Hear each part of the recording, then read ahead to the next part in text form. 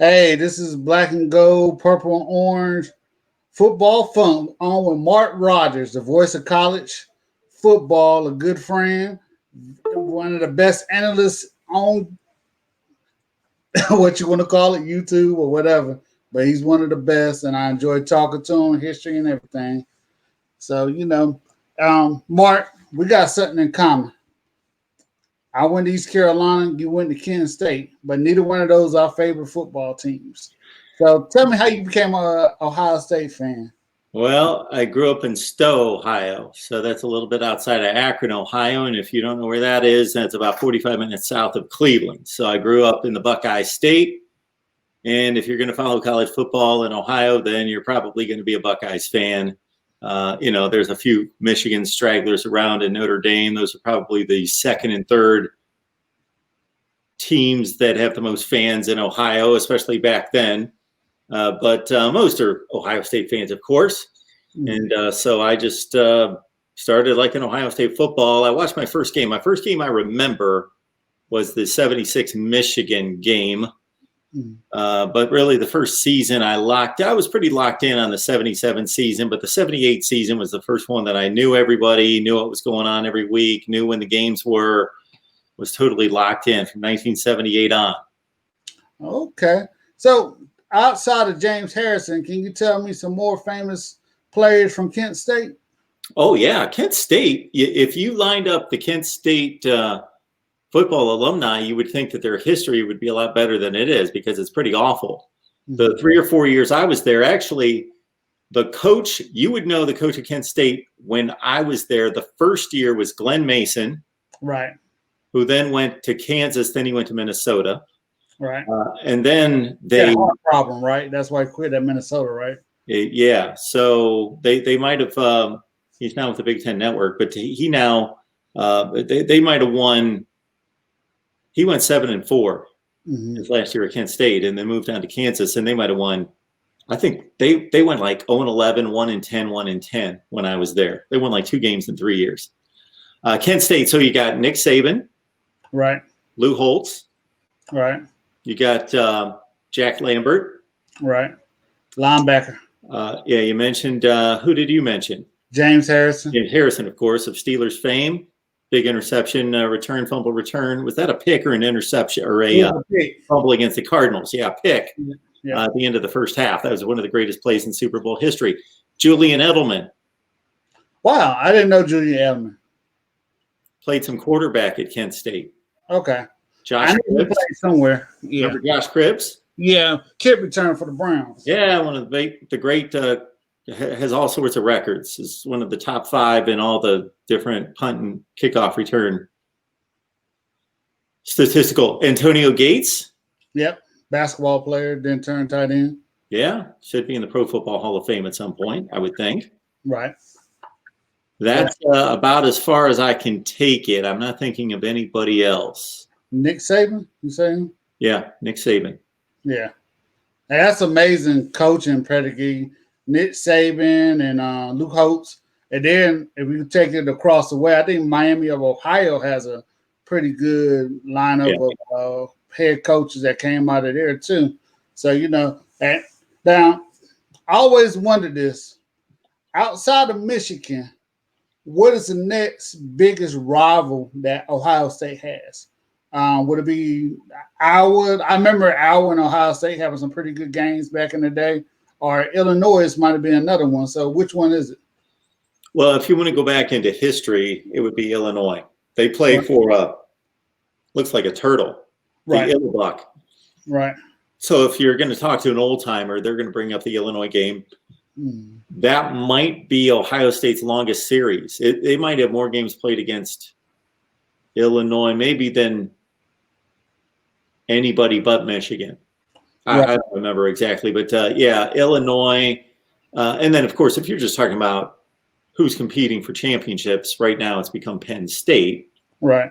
But if you're looking historically, Ohio State doesn't really have any, they are, I would argue, the number one program in the conference historically. I think they've surpassed Michigan. So everybody guns for them. But in terms of where where Wisconsin's got a rivalry with Iowa and also Minnesota, and Michigan does against Ohio State and Michigan State. And Minnesota too. They have two rivals. Oh, Ohio State, it's pretty much just Michigan. Right. Right. Yeah, I would wonder that. But give me a famous game outside of the Michigan games and the Rose Bowls against Southern Cal. I mean, those were classics. Everybody knows about them. Yeah, they haven't gone Ohio State's way very often against USC. So they played 3 straight years in the 70s. So if you take it back, if we go my lifetime, actually the year I was born, USC was number 1, Ohio State number 2, and they played in a great Rose Bowl game with O.J. Simpson. What's that? It was 71? This was in 68, 69 Rose Bowl. 68 Rose Bowl, okay. And USC had won the national championship the year before. And they were defending champs. OJ was great, obviously, one of the greatest of all time. Ohio State beat USC 27-16 and won the national championship. Okay. Then they played 3 straight years in the 70s. Ohio State had a great run where they just kept going to Rose Bowls, were undefeated most of the time. And they had 3 games against USC that were kind of odd because one of the games, USC blew them out 42-17. Right. Lynn Swann, all sorts of great players. Yeah. The other game, the last game of the 3, Ohio State blew them out 42-21. The middle game, USC won on a 2-point conversion, 18-17. Right. Yeah, one of the 11-13 against USC, right? Pardon me? The all-time record is 11-13 against Southern Cal, correct? 11-13. Yeah, I don't know. You're schooling me on that one. I haven't looked that one up or remember that one. But 11-13 actually would sound good to a Buckeyes fan because it doesn't feel like 11-13. Right. They beat USC to win a national title in 54. Right. But one of the heartbreaking games for me, DeAndre, was the 79 season. Ohio State started. So this was post Woody Hayes punched player on some team down south. I don't remember who that was. Yeah, Clemson. Yeah. Yeah, Gator Bowl. I was just explaining that to somebody at work the other day. They couldn't believe that a coach punched a player. I said, didn't hurt him, but yeah, he lifted his helmet, socked him right in the, tried to get him right into the neck there. He's like, seriously? That stuff went on. So the next year, Ohio State was lightly regarded. Earl Bruce wasn't well known. Art Schleicher was in his sophomore season, had a terrible freshman season, threw 21 picks. And they were probably only a top 20 team. And there was only top 20. DeAndre remembers this. There wasn't a top 25 then because they were Ohio State, I think, because they went 7-4-1 the year before. But anyway, they ripped off 11 straight wins, went undefeated, and played a great USC team. Charles White, Anthony Munoz, Ronnie Lott. Wow. Dwight Hicks, Eric Wright, Paul McDonald at quarterback, Marcus Allen. Their backfield was Marcus Allen and Charles White. That was 76. And 79. 79, okay. 80 Rose Bowl. Right. And Ohio State was up on them 16-10 with just a couple minutes left. And USC went on a drive where they gave Charles White the ball almost every play. And he vaulted over the top from the 1 with just maybe like 40 seconds left. And they lost the national title. Right. Who did they get? Notre Dame or who won the national title? Yeah, 1979. So Alabama, a few services gave it to USC, but USC had a tie. Right. They had a tie against Stanford. Oh, okay. So let me ask you this. I was born in 77. So yes, I remember Clemson. Most sports were local back then. So what happened with Ohio State in the 80s? Because I really don't remember Ohio State being great until I started seeing Sean Springs, Pace, and all of them guys. Like, were they down in the 80s? Kind of Michigan State, Iowa, Illinois, and Michigan really dominated the Rose Bowl at the time, especially Michigan. So what was going on with Ohio State those years? Well, I will say that so Earl Bruce was there from 79 to 87 was his last year. So he almost covered the entire 80s, and he had the best record in the Big Ten. Right. So they had the best record in the conference up until 87 for the 80s. But back then, if you tied for a Rose Bowl Mhm. in the conference, and if the Big Ten had a rule that if whichever team had not been there as recently got to go to the Rose Bowl. So they missed out on 1, 2, 3 Rose Bowls because they tied somebody who hadn't been there in a long time. I know Illinois was one of them because we talked. Yeah. And Iowa. Yeah, Iowa. But That was that long, right? Chuck, actually, the Iowa team that I'm talking about was pre-Chuck Long, but yeah, Chuck Long was there in 80, 3, 4, 5, 6, yeah, in that range. They had a decent run. They weren't competing for national titles. They would always, they had a lot of 9-3 years. They were always around 8th in the polls, 10th, 12th. Throughout most of the 80s, but then Earl Bruce's last year he got fired because he went 6-4-1. Cooper was next after him, and so Cooper came in, and they were down his first 88, 90, 91, even 92 was okay. They were okay. They went 9-2-1 or 8-3-1. But their first 3 years under Cooper were pretty bad, and so they weren't. In 86, they won the Cotton Bowl, finished in the top 10, finished number 6. And they lost on a last second field goal to Michigan. They tied for the Big Ten title, went to the Cotton Bowl and won. And that was the last really good team they had. Then in 87, 8, 9, 90, 91, and 2, they weren't really a national power, even though they still should have went to the Rose Bowl in 90. They got stopped on 4th and inches, or they would have went to the Rose Bowl in 90. They almost beat Michigan to win the Big Ten and go to the Rose Bowl in 89. So they still were decent most of those years, but not as good as they would be. And the teams that I remember from Michigan, of course, Eddie George, Robert Smith, Sean Springs, Orlando Pace. Hoyer was a quarterback, I believe. Sure. So I know you were getting on NC State's football program, and I saw something interesting. NC State got more quarterbacks in the league than Ohio State has. Oh, I bet they do. Yeah, like even since I'm not gonna say maybe since what? When did Eric Kramer come out of NC State? 87, maybe. Yeah, that sounds about right. Yeah, I'm like, that's very interesting. So, who's the best player in Ohio State? Outside of Archie Griffin, because everybody go to Archie. I ain't never seen him play. So a lot of people go to Archie Griffin. I'm not going to Archie, even if you include Archie. And I have great respect for the man. I've met him twice. Right.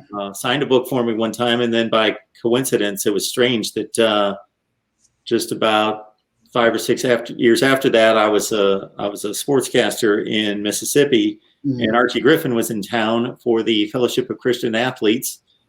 Which I was asked to host the banquet, and Archie Griffin was the guest speaker. So it hit me that afternoon to ask somebody and pull some strings and get Archie Griffin to come on my sportscast that night. Right. So I didn't talk any real sports news that night. I sat in the newsroom and talked to Archie Griffin for my sportscast. So I'm indebted to Archie Griffin. He's a great guy. He did some nice things for me.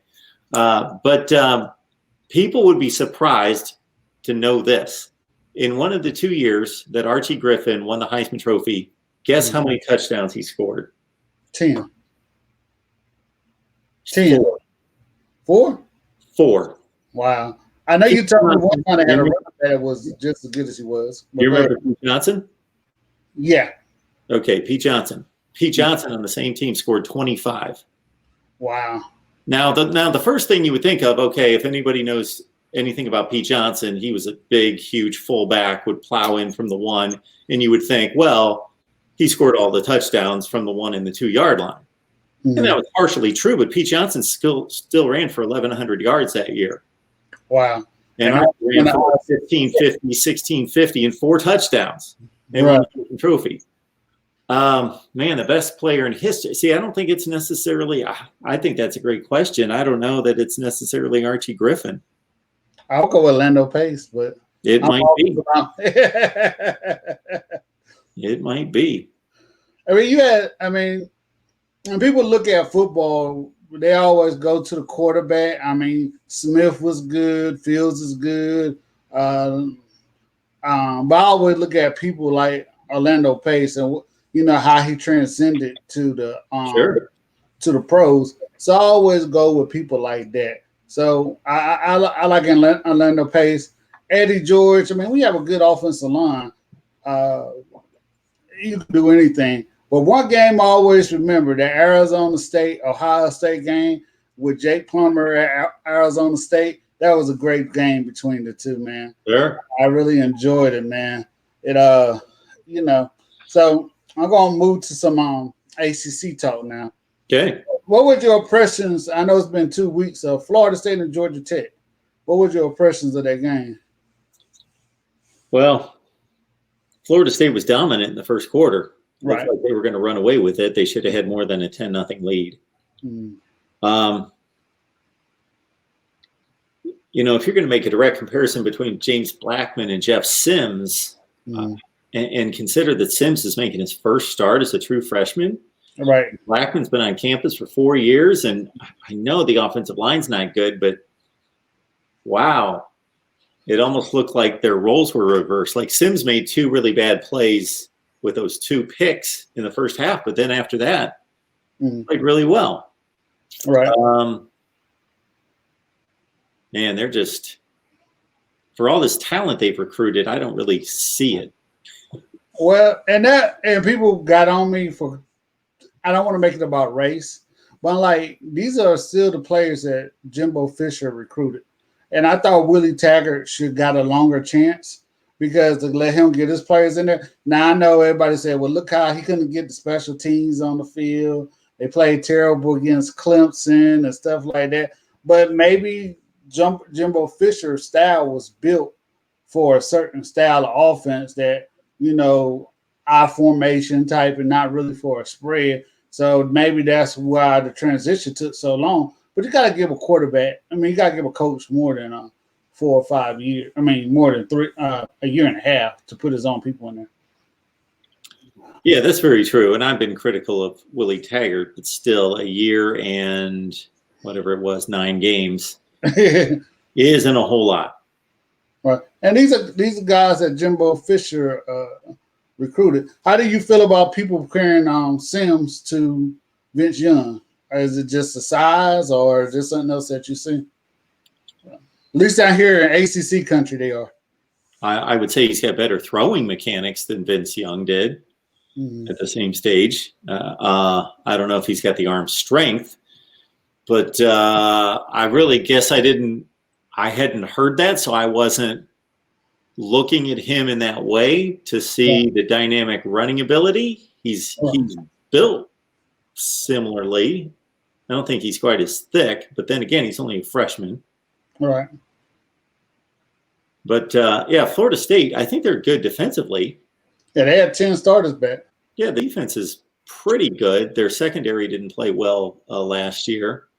But the offense, it's not just the offensive line. We talk about how bad the offensive line is, and that's usually the root of any team that's got offensive issues, but they don't really have a dynamic running back.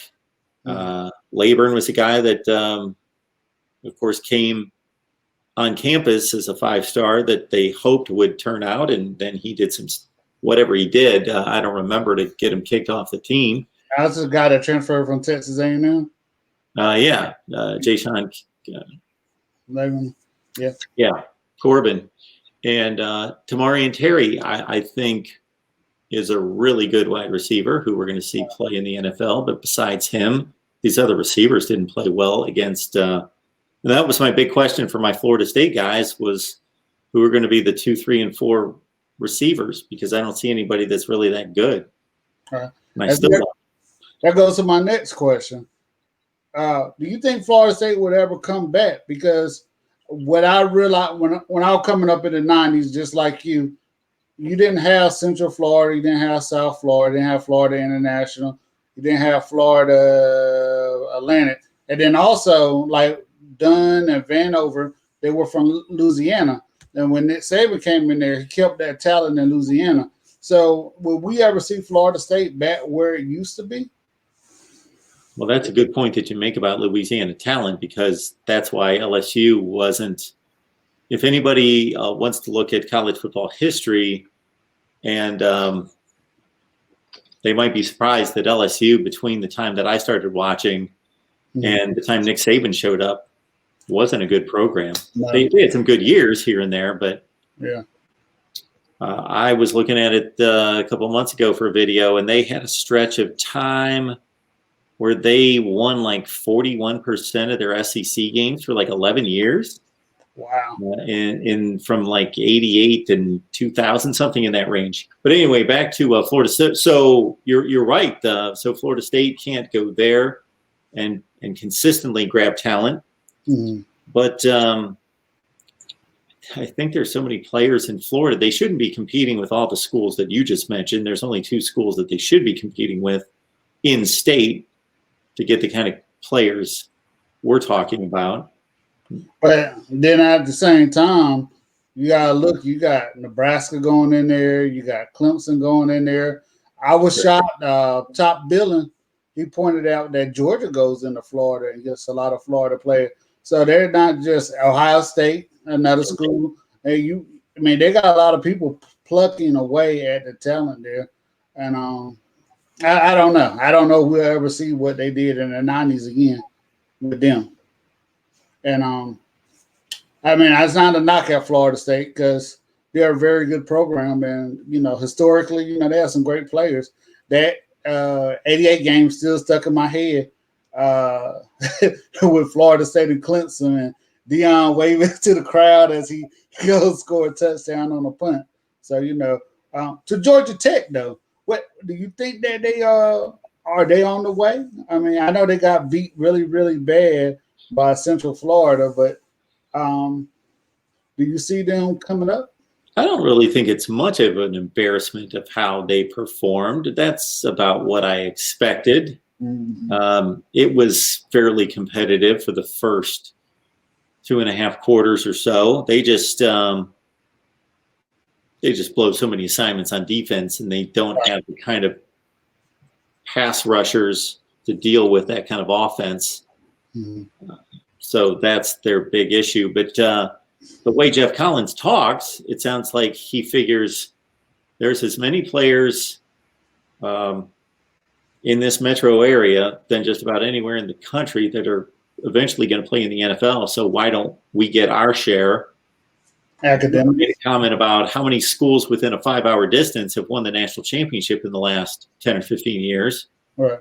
Auburn, Alabama, Clemson, and whoever else. But so he's talking like he thinks they can be a serious contender. I think they could. I just think because of their academic structure, and the one they won in '91 is totally different than what they are possibly capable of doing today. But I like what they're doing. And we talked about it. Now, the joke around my friends at East Carolina and myself, will Central Florida score 70 points on East Carolina this weekend? If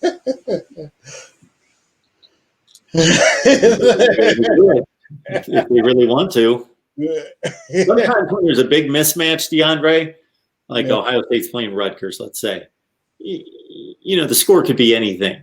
Right. If it's 42-7 at the end of the game, that it's just 42-7 because Ohio State just put it on cruise control. I would love to know that if in a situation like that, or Clemson and the Citadel this past weekend, it's 49-0. What could it be though? If you went to every Clemson player and said, we're going to give you an incentive for every point that you score, or you get a bonus if you shut them out. I would just love to see if they had incentive to destroy them, what some of these mismatches really could look like. Right.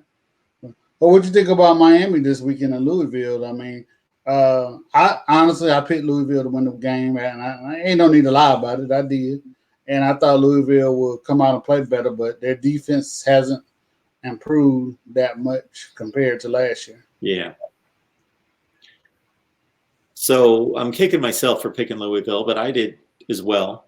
Because when I really look at it, I thought, okay, Louisville's got what could be an elite offense. Could be. Right.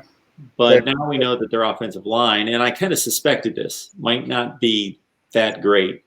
Right. They lost Mekhi Becton, one of the best left tackles in football. 6'8", 320. What's that? 6'8", 320, boy. That's a big boy. Yeah. So they showed that. But I like Malik Cunningham. I like their receivers, especially, of course, Tutu Atwell. He's got to be used certain ways. And Javian Hawkins is impressive. So anyway, I thought, if Louisville has an offense that you would rate like an 8, 8.5 on a scale of 1 to 10, Miami's has just as good of players, but I didn't think that they would be in sync yet. Those Louisville players had all played together under Cunningham. And so Miami was more of a wild card on offense. But Miami's defense is considerably better than Louisville's. So that's why I was kicking myself thinking Miami's got just as much speed and talent on offense. And De'Ara King's just as good, if not better, than Malik Cunningham. I think he's changed the pronunciation of his name. And then Miami's got this defense that's one of the best in the ACC. If not, I don't know if they're one of the best in the country, but they're a top 10 to 15 defense. So why in the world did I pick Louisville? But I did. I did too. I just thought Satterfield's doing a nice job. And again, that cohesiveness of playing together and being at home. So I talked after the game, did a live stream, and of course, Miami fans were just through the roof, going crazy, which I said, you've got every right to. It's a big win. It's actually the biggest win of the college football season so far. But let's calm down. It's Louisville. You didn't just beat, I won't even go to Clemson standards. You didn't just beat Notre Dame. You didn't just beat Penn State. You didn't beat somebody like that. And you still gave 27 points to them. Was it 47-27? 34. 34? 47-34. And so that means you got Clemson in 2 weeks, and you just gave up all these points to a Louisville team, and Clemson has a better defense. It's a good win. And they didn't squeak out a win. And I think that Miami could be happy with going in there and winning 31-28 against a team that was a slight favorite and going home with the win. But they went in there and they were definitely the better team. It wasn't close. Right. So I meant to ask you about it. I know Shaun Wade opted back in. So who else does Ohio State have on their defense? That was part of my Ohio State question I'm going to ask you about. Who else is on their defense? Going to return 3 starters off their defense? 3 starters coming back. Malik Harrison and is their best linebacker. At least they're most of those starters coming back are their linebackers. Tuff Borland, Pete Werner, Malik Harrison, Tyreek Smith's up and coming defensive end. Jonathan Cooper is a guy to look out for as well. On the defensive front, I haven't even really looked at the Buckeyes, to tell you the truth. But I've been prepping all these other teams. But, yeah, they did lose a lot on defense. They did lose a lot on defense, and most of that in the secondary. And Shaun Wade's backup, who replaced him in the playoff game, actually had some serious allegations against him, and he left school. Right. Well, yeah, I meant to ask you about that because no offense, Ohio State's going to be fine. Justin Fields is a beast. I'm hating that we didn't get that Ohio State-Oregon game, man. I wish there was a way they can squeeze that in, but I think a lot of Oregon players has opted out too anyway, even if they did have a season. So, Wake Forest, NC State. Did you happen to see that game? That's another one that killed me. Well, it killed me too. Yeah. Killed me too. I'm going with the over. Well, I was going with Wake with the point or 2. Right. They lost by 3. So I liked Wake. So I got off to a great start on Saturday. Then I missed the 2 late games, so I went 5-2 against the spread.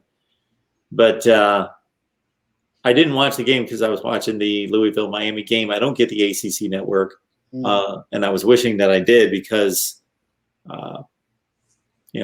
sometime in the third quarter, I was thinking, look at this Wake NC State game. Looks like a really good game. But I watched the replay. I watched the cut-down version, and it was entertaining. It's a good game. I was shocked how many points they gave up Wake Forest because their defensive line is really, really good.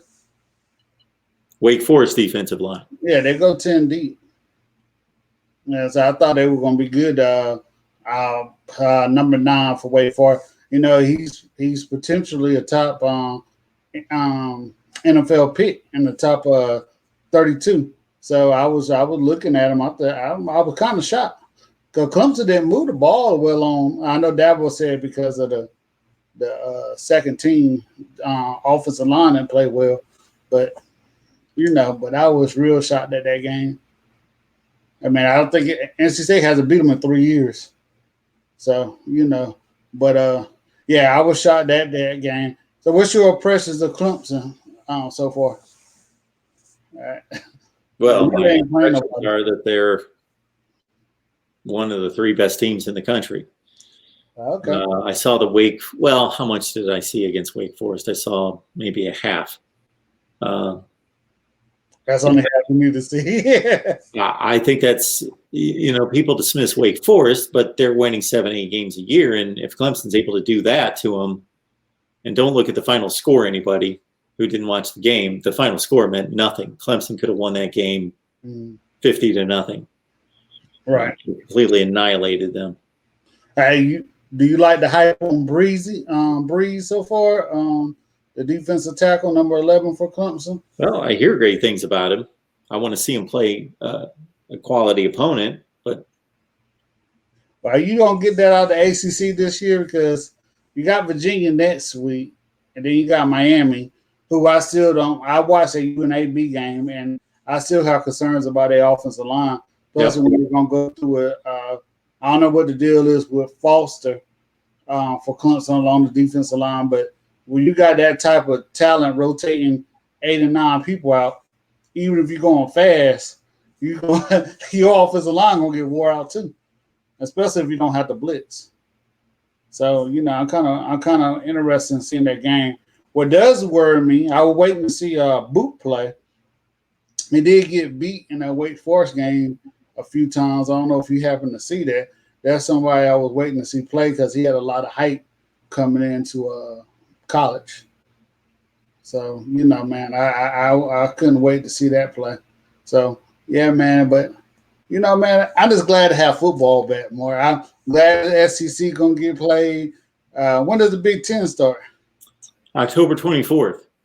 What else you looking forward to outside the Big Ten, outside Ohio State? Who other teams should we be looking at?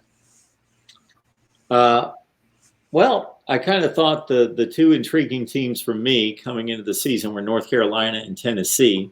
Right. Not that I'm picking them to do big things, especially not Tennessee, but I just think that they're intriguing because they've got some pieces in place and they're on the rise. Mm-hmm. I picked, and I actually didn't take the time to figure out who would win this scenario, but I picked Notre Dame, North Carolina, and Virginia Tech to tie for second place in the ACC. So I don't know how they're going to sort that out. That would be, if that happened, I guess, common opponents. No, they go by the highest ranked team, I believe. The highest ranked? Yeah. And within the only reason why I know that, or I'm thinking that's how they're going to do it, because in the Coastal, that's how, when they were divisions, that's how it went. That they had the same amount of games and they lost the same. They go to who's ranked higher. I thought that went to common opponents. I thought that was coming down. I was looking at that in the Coastal Division last year when it looked like it might be a tie. But it would go to common opponents before it would go. How do you even rank those teams if they all played ACC games and they didn't play anybody else? Well, they go through what's it called, the poll or whatever. What's that thing called that they use to decide the national champion? The selection committee poll. That's what I remember. I could be wrong. I don't know, but that's what I heard. That would seem foolish to me to do it that way. Well, my question was, go ahead. Well, I still wouldn't agree with it, but I would understand it if there were significant non-conference games to point to, because Virginia Tech was supposed to play Penn State. Mm-hmm. Well, Notre Dame wasn't even going to be part of the deal, and North Carolina was going to play Auburn and UCF. So you'd be able to say, okay, they all went 6-2 in the ACC, but they played non-conference games that we can compare and separate them. But they're not playing non-conference games, so that 9-2 is going to be 8-2. So I'm picking all three to go 9-2. If they all go 8-2 in the ACC, and they beat up, somebody outside of conference that doesn't really matter, like Notre Dame just did against South Florida, then I don't know how you separate them. Doesn't Notre Dame and Carolina play this year? Yeah. Yeah. Notre Dame seemed like their schedule got harder when they joined the ACC. I mean, I ain't trying to be funny, but I think they play Miami, Carolina, and Clemson this coming up here, if I'm not mistaken. I don't think Notre Dame's got Miami. They don't got Miami? No. Oh, okay. Big more imagination on that one. Yeah. Can you imagine Clemson being undefeated and had to go to Virginia Tech, and they finally let crowds back in of 55,000 and playing in that cold in the mountains and hearing Metallica, Sandman come down? Well, that would be so interesting for that game if Virginia Tech can never get started, because Virginia Tech has a bye before that game. So, but we were talking about Duke and Boston College. You said I always pick Duke for some reason. I mean, I just think Cutcliffe will come up with something, but yeah. I don't know how Duke playing already and Boston College not playing a game. I don't know how those factors work, because maybe Boston College got a little bit more to see on tape than Duke had. But I mean, Duke turned it over twice in the red zone, so that hurt them too. So I mean, even if they would have scored, I think they would still lost a game 20-26. I mean, I don't know. Yeah, I didn't see any of the game. I do want to see this Boston College quarterback transfer from Notre Dame, Jerkovich. See how well he can play. Oh, wow. Going back to the ACC, because that's all I really, really follow. Syracuse, man. I don't know why the coach up there, Dino Babers, won't bench DeVito. I don't know, because their names sound similar, but Culpepper looked like he was a better quarterback in that game, man. He scored the only touchdown for him. Well, I was going to say he looked like the better quarterback based on one play. Right. He had a big touchdown pass, which needs to be factored in. DeVito got sacked 7 times, I think, in both games already this year.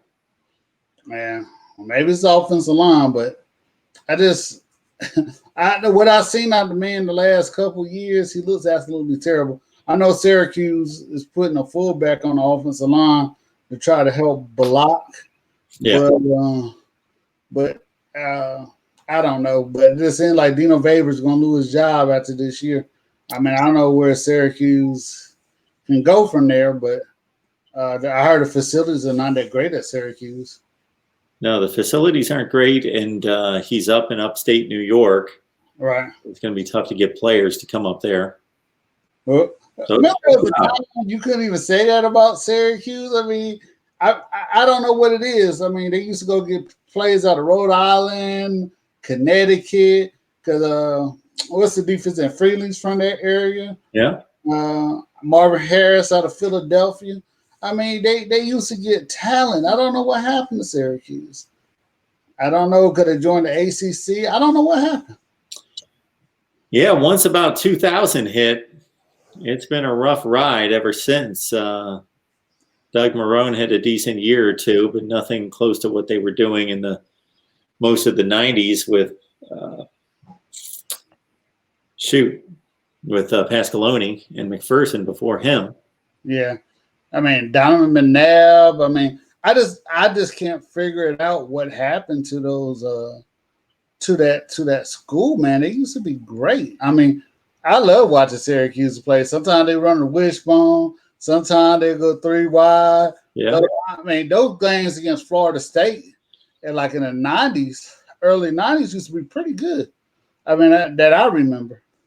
Oh, absolutely. They were good in that that time frame. They beat Ohio State in the Hall of Fame Bowl. Yeah, they crushed Clemson, what, 44 to 0 one year. I mean, they had some teams, man. Yeah. I mean, that you know, hey, it is what it is. I mean, they had some good teams. I remember in the 80s they had some good teams. Didn't they finish like second or third in the nation in like 88 or 87, somewhere around Yeah, there? 87 they tied Auburn in the Sugar Bowl. Wow. Yeah, man. I just don't get it. Pitt is another one. I mean, Pitt. I tell people, I got a Michigan fan mad at me. I said Pitt has been more relevant since 1948 than Michigan has. Well, you got a argument there. I mean, Hugh Green, Dan Marino, I mean, Curtis Martin, Tony Dorsett, Darrell Reeves. I mean, Yep. I can't name on my lifetime on this earth. I don't think Michigan's had better talent than Pitt has. Well, they've not had better stars than Pitt has. I don't know if they haven't had better talent overall. They've been better most of that time. I mean, some of those schools, I wish they can get it back together.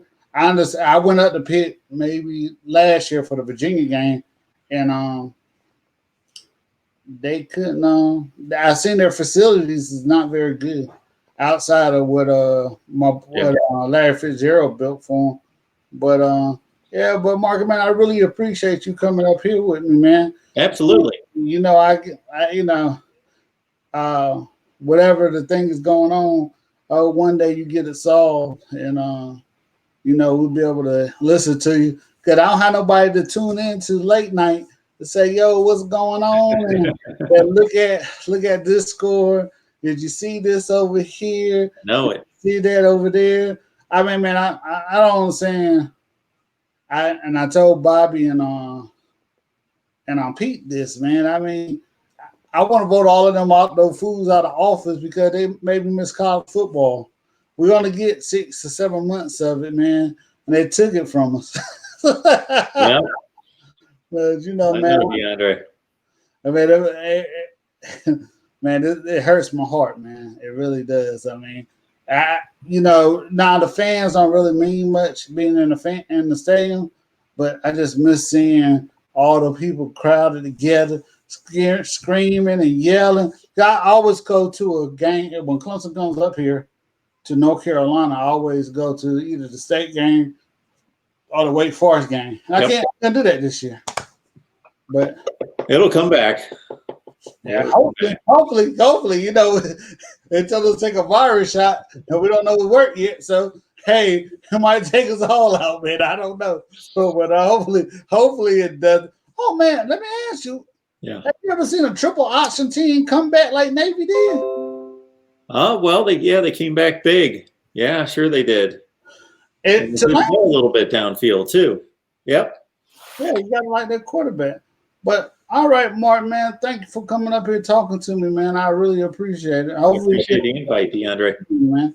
Well, I hope you do it again. And you're the best in the business, man. Thank you so much. I appreciate that, and thank you so much for your support for years now. And you're the one guy that I can count on to support and encourage, and also call me up and start talking 1980s football. So it's always fun. Wasn't that when it was the best? I mean, I love the day, but you don't got players sitting out the bowl games, no matter how irrelevant the game is. I mean, I miss them days, the triple option teams coming around the corner. I love the day game too, the spread and stuff, but you had so much variety. Florida throwing the ball down the field, Florida State, the fast pace. I'm like, oh man, you gotta love it back then, man. But all right, Mark, man, you take it easy, my brother. All right, DeAndre, have a good one. You too, sir. Take care. All right, bye.